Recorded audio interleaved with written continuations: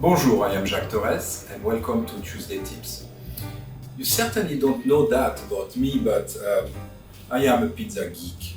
I love to make pizza. And pretty much every weekend with my kids, we make pizza all together. And Saturday or Sunday, and this is one of the things that we're going to enjoy all together. So if you make pizza, one of the first things is making the dough. So you need bread flour, or you can buy the Italian flour called double flour for pizza. So I'm going to use 400 grams of bread flour, 10 grams of salt. For this quantity, 1 gram, 1.5 grams of dry yeast. Or it's a little bit easier to use the fresh yeast, about 3 grams for this quantity of flour. And then we're going to hydrate. So now that I have the dough ready, I'm going to add a tiny bit, really little of flour. And then I'm going to remove the hook. You see here the dough is malleable. You can move it, it's not too sticky. It's a nice dough, but you cannot really stretch it yet. It will break.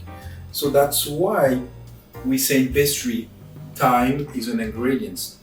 I will let the dough on the table like that start to ferment a little bit, and I will show you with time the difference. So what I did, I make my dough earlier this morning, and I put it when I divide it. So these 400 grams of flour give you 2 pizza.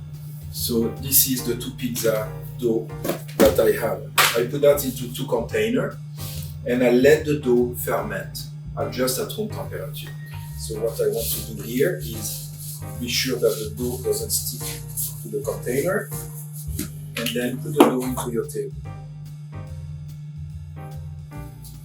Okay, just like that. Add a little bit more of the corn meal, fine corn meal.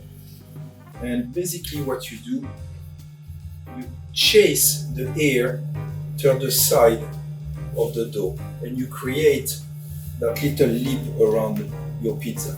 Okay, now the pizza is pretty much ready, and then you stretch the pizza on the back of your hands. And we have the shape of the pizza. So, and I'm going to make a relatively simple pizza today. So just a little bit of tomatoes. San Marzano tomato from Italy are usually the best tomatoes.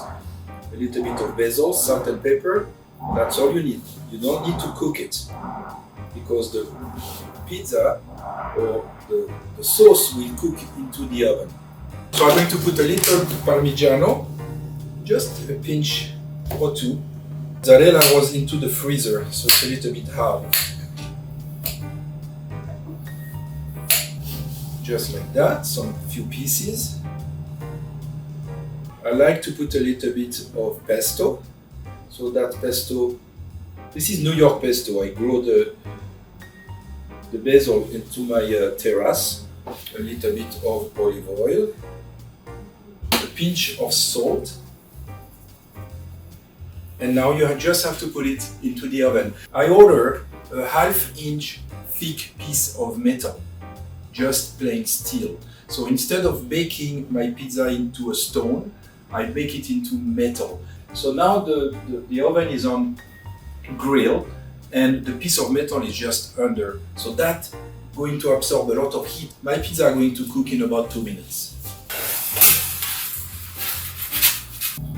So the pizza just came out of the oven. You can see that the pizza is still cooking and boiling. And I like to put it on top of a mesh tray like that.